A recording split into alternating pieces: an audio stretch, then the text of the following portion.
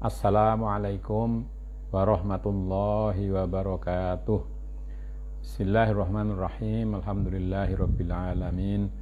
Wa bihi nasta'inu ala umurid dunya waddin. Wassalatu wassalamu ala asyrafil anbiya'i wal mursalin sayyidina wa maulana Muhammadin wa ala alihi wa sahabatihi ajma'in. Saudara, marilah kita baca surat Al-Fatihah untuk Kiai Soleh Darat yang menulis kitab Faidur Rahman yang kita pelajari pada malam hari ini. Lahul Fatihah. A'udzu billahi minasyaitonir rajim. Bismillahirrahmanirrahim. Alhamdulillahi rabbil alamin. Ar-Rahmanir Rahim. Maliki yaumiddin. Iyyaka na'budu wa iyyaka nasta'in. Ihdinas siratal mustaqim.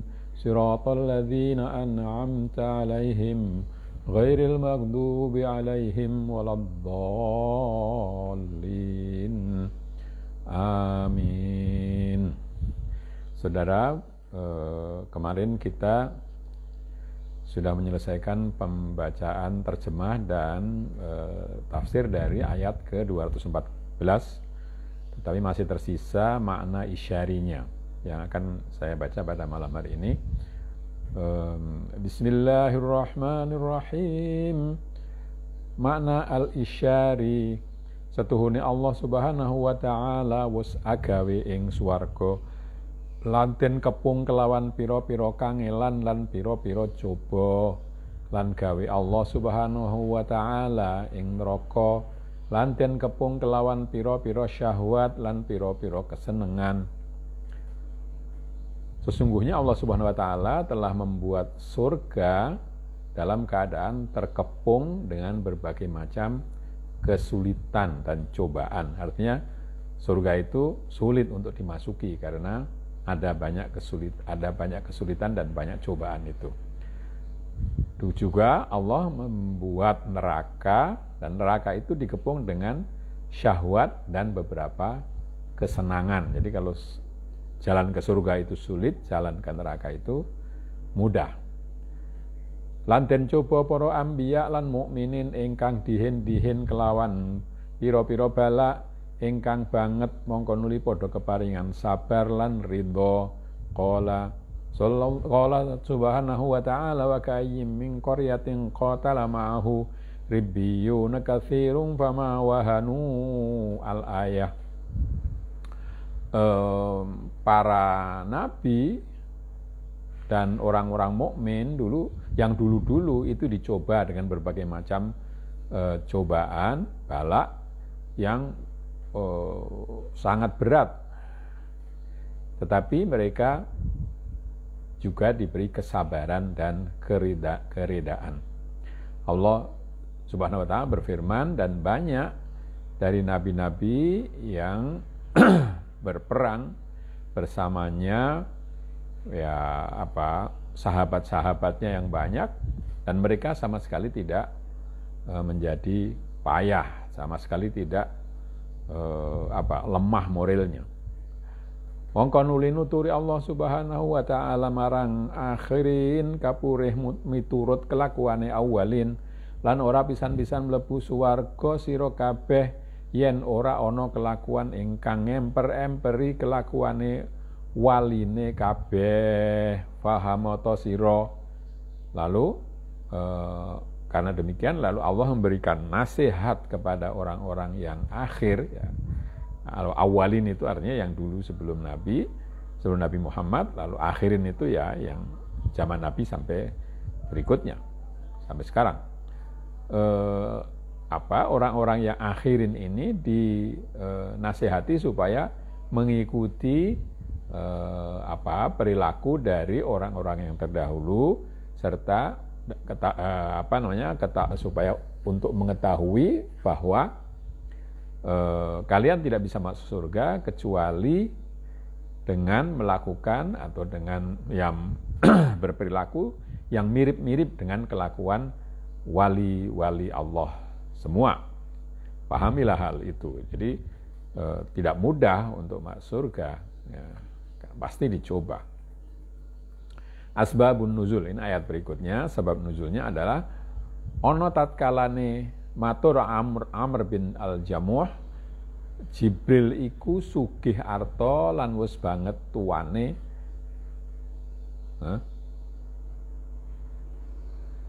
Mungkin ini maksudnya bukan Jibril ya. Ono tatkalane matur Amr bin Jamuh ya. Ya mungkin dheweke iku sugih arta lan wis banget tuane matur marang Kanjeng Nabi sallallahu alaihi wasallam. Ya Rasulullah, kelawan punapa anggen kula sedekah lan sinten tiyange ingkang mesti kula sedekahi, mongko temurun iki ayat wakila setuhune sawiji mukmin matur marang Kanjeng Nabi, ya Rasulullah, kula gadah arta sak dinar. Monggo ngendika Nabi, nafakahna sira marang awakmu dhewe. Monggo matur malih mukmin, kula gadah arta kalih dinar. Monggo ngendika Nabi, nafakahna sira ing ngatasi ahli nira. Monggo matur malih mukmin, kula gadah arta 3 dinar. Monggo ngendika Nabi, nafakahna sira ing ngatasi khodamiro, mongko matur malih mukmin, kula gadah arta 1 dinar. Mongko ngendika Kanjeng Nabi, nafakahna ing atase wong tuwanira karo. Mongko matur malih mukmin, kula gadah gangsal dinar. Mongko ngendika Kanjeng Nabi, nafakahna sira ing kerabatira. Mongko matur malih mukmin, kula gadah arta 6 dinar. Mongko ngendika Kanjeng Nabi, nafakahna sira ing atase sabilillah. Mongko iku bagus-baguse infak. Mongko nuli temurun iki ayat. Jadi ada dua versi ya. Yang pertama, ada seorang yang bernama Amr bin Jamuh, itu yang kaya harta tapi sudah sangat tua. Dia bertanya kepada Nabi, dengan apa saya bersedekah dan siapa orang yang mesti aku berikan sedekah. Lalu turun ayat ini. Ini versi yang pertama. Versi yang kedua, ada salah seorang mukmin yang bertanya kepada Nabi atau berkata dulu kepada Nabi, saya punya harta 1 dinar. Maksudnya lalu apa yang harus saya lakukan? Nabi berkata, pakailah untuk dirimu sendiri. Belanjakanlah itu untuk dirimu sendiri karena 1 dinar. Lalu momen itu bertanya lagi, saya punya harta 2 dinar. Maka jawab Nabi, berikanlah itu atas sisanya yang 1 dinar. Tadi yang 1 dinar kan untuk diri sendiri. Kalau 2 dinar, yang 1 dinar lagi diberikanlah kepada keluargamu. Maka orang itu bertanya lagi, saya punya 3 dinar. Nabi menjawab, ya kalau begitu berikan kepada yang 1 dinar lagi berikan kepada pembantumu.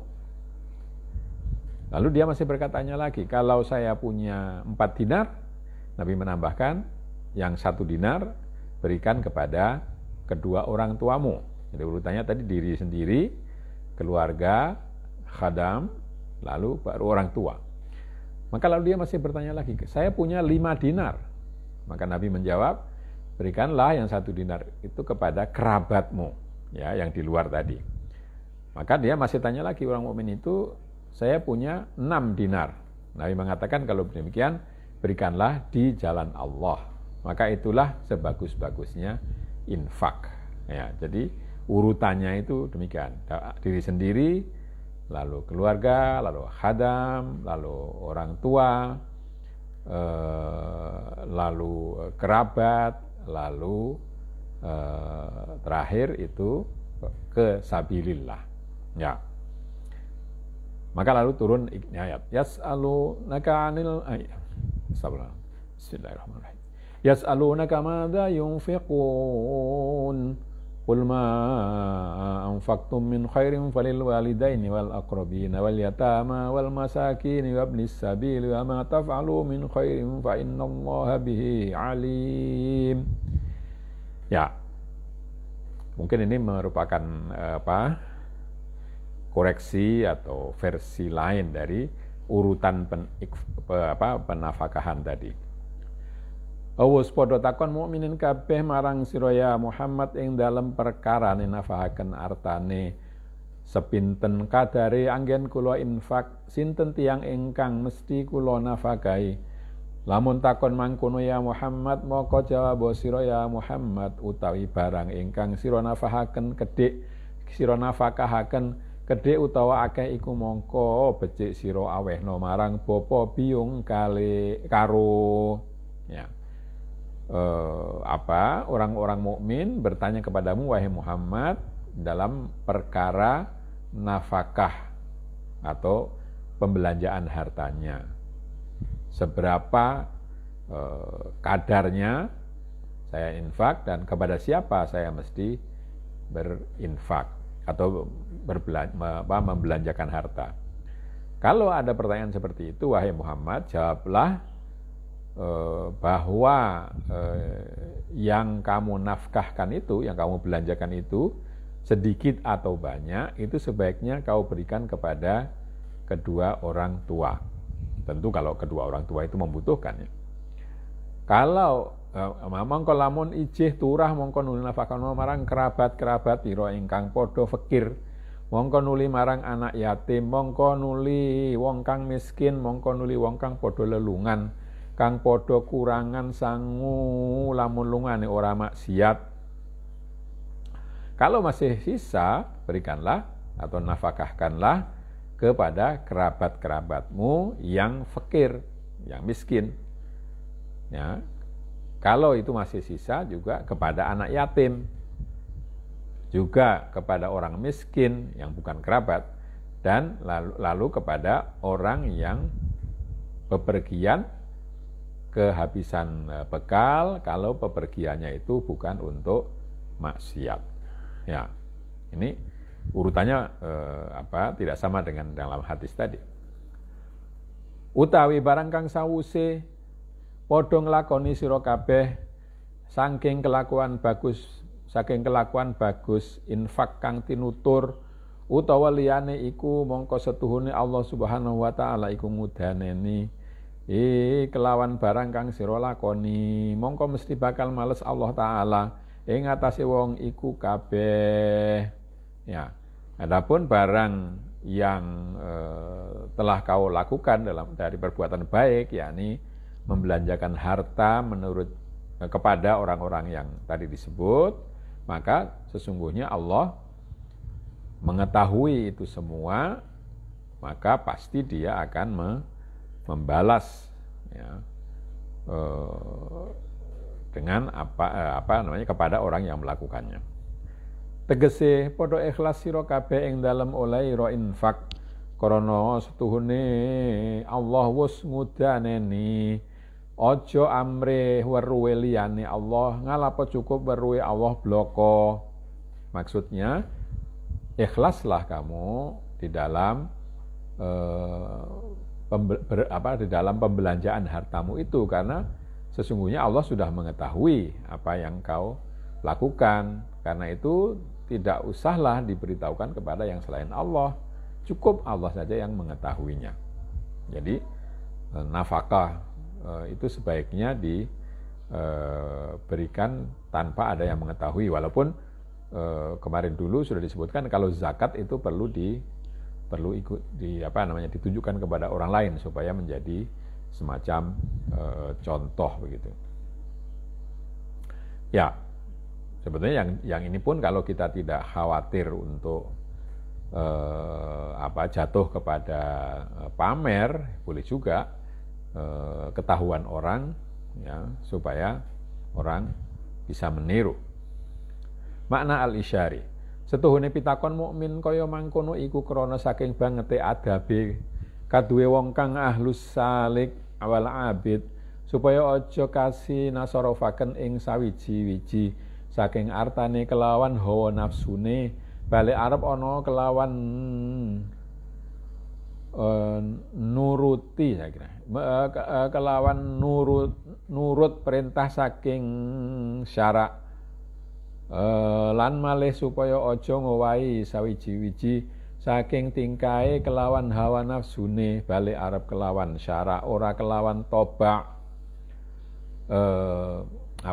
pertanyaan orang mukmin yang seperti itu, bertanya kepada Nabi apa yang dinafkahkan dan kepada siapa, itu karena mereka sangat memperhatikan sopan santun.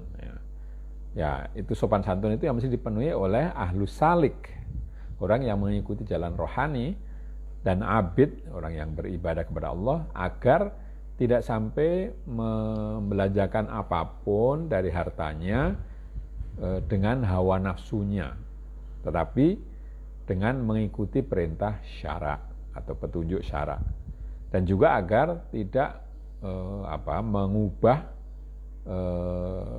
kelakuan apapun dengan hawa nafsunya, tetapi dengan syara dan bukan dengan toba. Toba itu kebiasaan saja ya. Jadi kalau bertanya tadi lalu mendapat petunjuk dari Rasulullah, maka berarti lalu mengikuti petunjuk Rasulullah, bukan sekedar mengikuti keinginan sendiri. Mongko utawi infak kelawan hawa lan toba iku marisi hujub lan zulmah. Ini tulisannya ada alif, ha, jim, waw, ba, tapi saya kira mahjub ini ya. Marisi mahjub lan zulmah. Utawi imsak kelawan amare syara iku majibaken hasile rif'ah lan kurbah, mongko ora wenang, saya kira. Mongko ora wenang kaduwe mukmin. Ini banyak kesalahan. Mongko ora wenang kaduwe mukmin aweh-aweh utawa meneng angin arep ana kelawan idine bendarane, lan ora kena tumandang angin kelawan mupakat kelawan ridhone bendarane.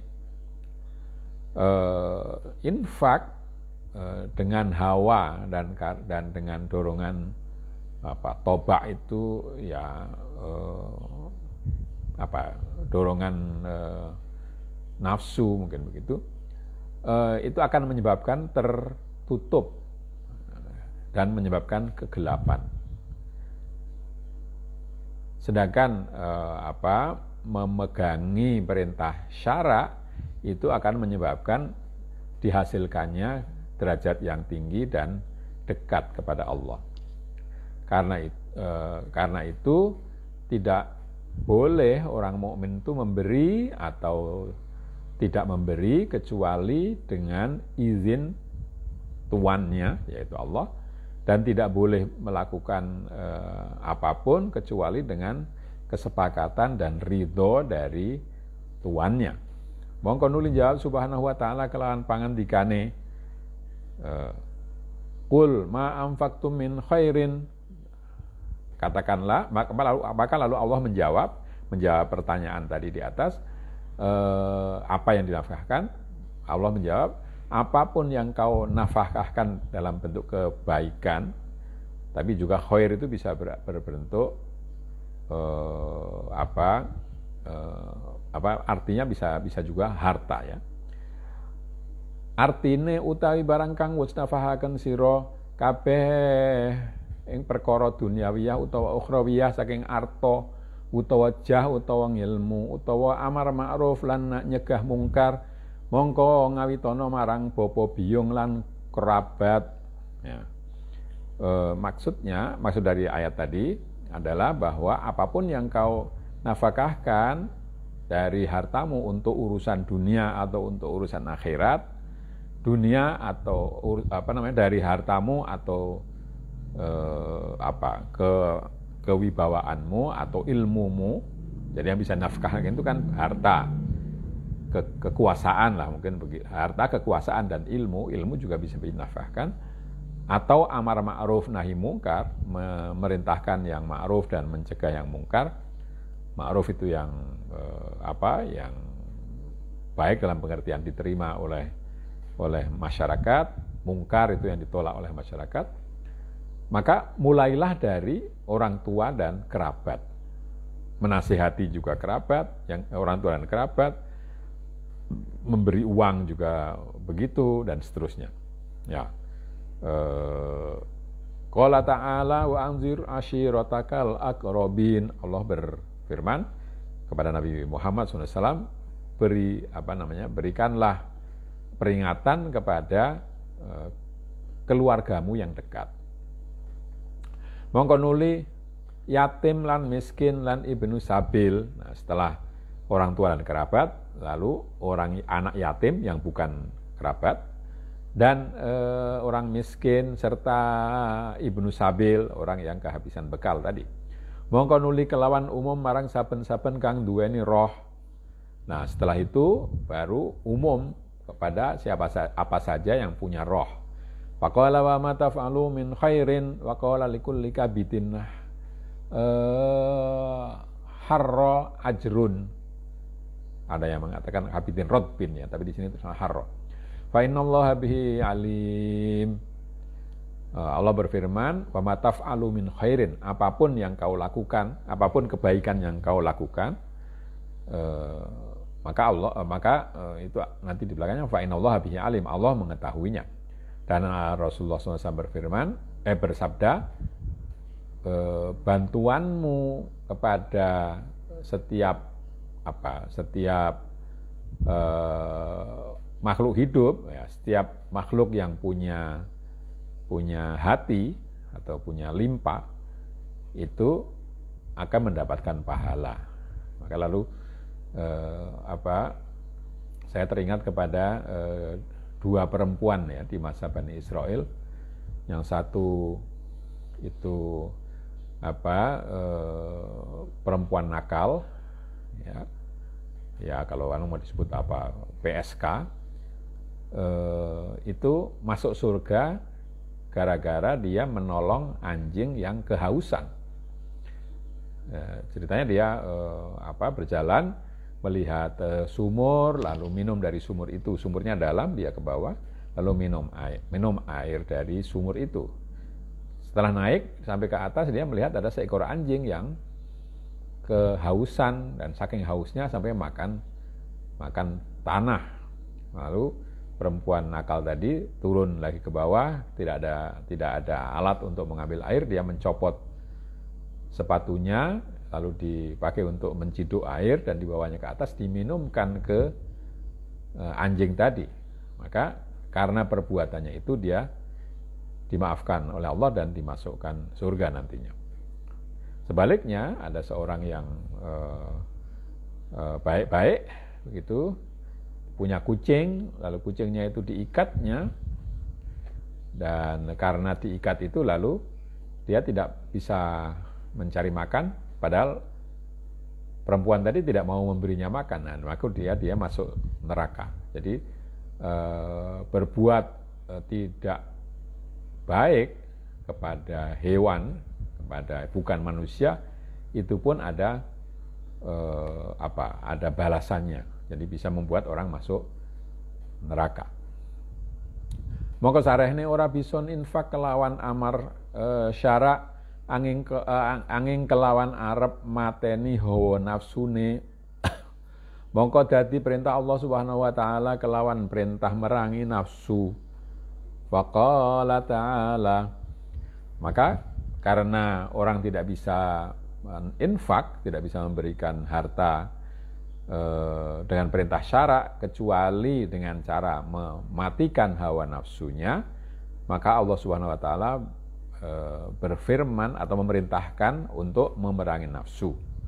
Maka firman Allah, kutiba alaikumul qital wa huwa kurhul lakum wa asa an takrahu syai'an wa huwa khairul lakum wa asa an tuhibbu syai'an wa huwa syarrul lakum wallahu ya'lamu wa antum la ta'lamun. Wus den fardoaken ing atase sira kabeh kelawan fardu kifayah apa jihad ing hale iku jihad sengit sira kabeh ing jihad kelawan watekira krana saking abote lan krana wedi mati. Lan menawa yen to sengit sira ing suwiji barang ing hale iku barang luwih bagus keduwe sira kabeh. Menawa yen to demen sira kabeh ing sawiji kelakuan ing hale iku kelakuan luwih ala keduwe sira kabeh krana demenane marang syahwat iku kang dadi majibaken marang rusak ira. Telah diwajibkan atas kalian semua dengan fardu kifayah jihad, ya. Telah diwajibkan jihad atas kalian semua, padahal kalian tidak suka, watak kalian itu tidak suka kepada jihad karena jihad itu berat dan karena takut mati. Nah, barangkali sesuatu yang kalian tidak sukai itu lebih baik bagi kalian, sementara barang yang yang disukai, yang kau sukai, atau kelakuan barang atau kelakuan yang kau sukai itu lebih baik, lebih jelek, itu jelek bagimu karena membuat suka kepada syahwat dan menyebabkan rusakmu, ya. Gampangnya ya minum obat itu kan pahit, ya, tapi menyehatkan, ya. Sedangkan makan makanan yang enak-enak itu bisa jadi menyebabkan penyakit. Lan malih krana sengite nafsu marang kelakuan ingkang abot-abot utawa ingkang masyaqqat ing hale iku kang majibaken hasile saadah abadiyah, menawa-menawa ing dalam jihad iku hasile bagus dunya lan akhirat, lan tinggale iku hasil Allah lan ino ing dalam dunya lan akhirat. Juga nafsu itu tidak suka dengan hal yang sulit, yang berat dan yang sulit, padahal berat dan sulit itu yang menyebabkan kebahagiaan abadi. Nah, bisa jadi jihad itu yang menghasilkan hal yang baik kepadamu di dunia maupun di akhirat, sementara meninggalkan jihad itu akan menyebabkan keburukan serta kehinaan di dunia dan akhirat. Ya, orang mengatakan waman tolabal ula saharul layali. Barang siapa yang ingin mencapai derajat yang tinggi itu, ya maulah belajar sampai larut malam, ya, sampai kurang tidur dan seterusnya. Atau kita punya peribahasa berakit-rakit ke hulu, berenang-renang ke tepian, bersakit-sakit dahulu, bersenang-senang kemudian, itu ya. Tapi seringkali orang tidak mau bersakit-sakit, maunya langsung mendapatkan hasil yang menyenangkan. Utawi Allah iku wis ngudaneni ingkang bagus lan utawi sira kabeh iku ora padha weruh ora manfaat utawa madorot, ya. Sesungguhnya Allah itu mengetahui yang baik-baik, sementara kalian itu tidak tahu mengenai yang manfaat dan yang madorot, ya. Seringkali begitu, ya. Atau sudah tahu tapi tidak mau tahu, ya. Makna al-isyari, setuhune mateni nafsu lan merangi nafsu krana arah demene marang Allah utawa krana arah agamane Allah utawa krana perintahe Allah iku lazim wajib fardhu ain, ora kena ora. Qala ta'ala wajahidu fi sabilillahi haqqa jihadih, tetapi ne wateke menungso ing dalam jihad iku sengit kang banget. Sesungguhnya membunuh nafsu dan memerangi nafsu itu untuk kecintaan atau karena kecintaan kepada Allah, atau karena agama Allah, atau karena perintah Allah. Nah, itu wajib, ya lazim wajib, ya wajib fardhu ain.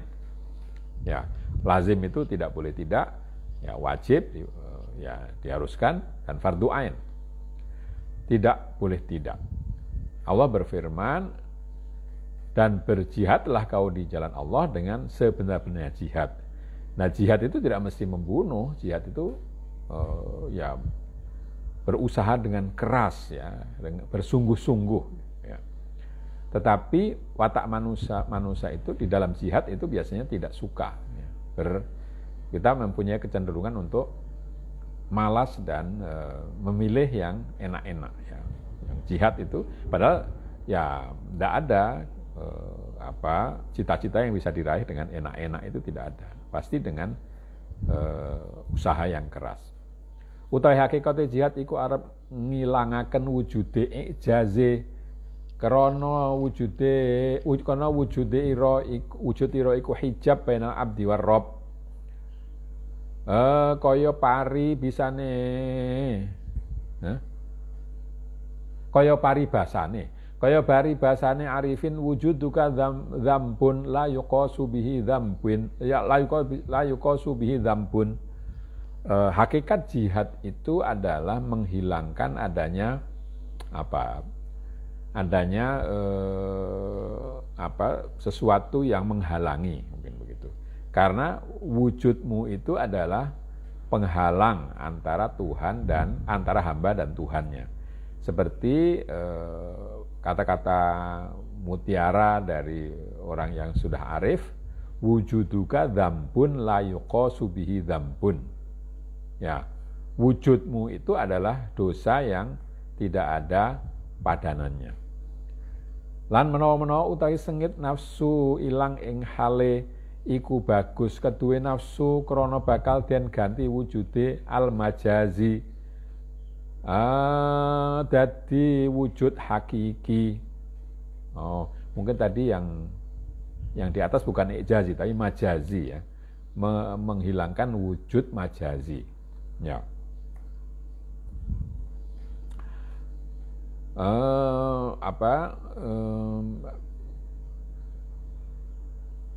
Barangkali ketidaksukaan nafsu itu hilang, ya.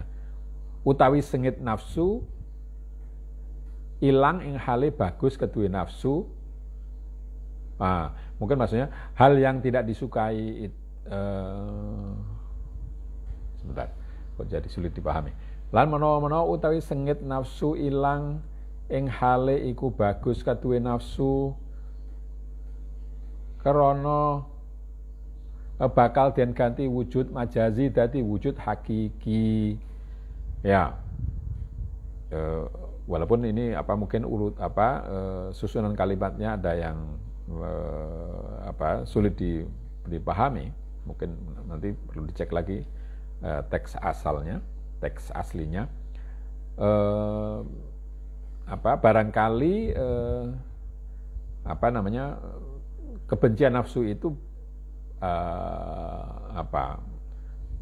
merugikan sedikit, tapi itu bagus bagi dirinya karena atau membunuh nafsu itu bagus karena akan diganti dengan wujud, karena akan diganti wujud majazinya dengan wujud hakiki. Nah, karena dengan hilangnya nafsu itu nafsu itu wujud majazi tadi di atas dikatakan. Jihad itu menghilangkan wujud majazi. Nah, kita ini kadang-kadang sulit kehilangan wujud yang wujud fisik formal yang kita miliki, tapi sebetulnya hilangnya wujud majazi seperti itu bagus karena nanti akan diganti dengan wujud yang hakiki, wujud yang katakanlah lebih bersifat bukan formal tapi yang sebenarnya. Lan menawa demene nafsu ing sawiji-wiji iku ala kaduwe nafsu kaduwe demen nafsu marang tamattu al bahimiyah.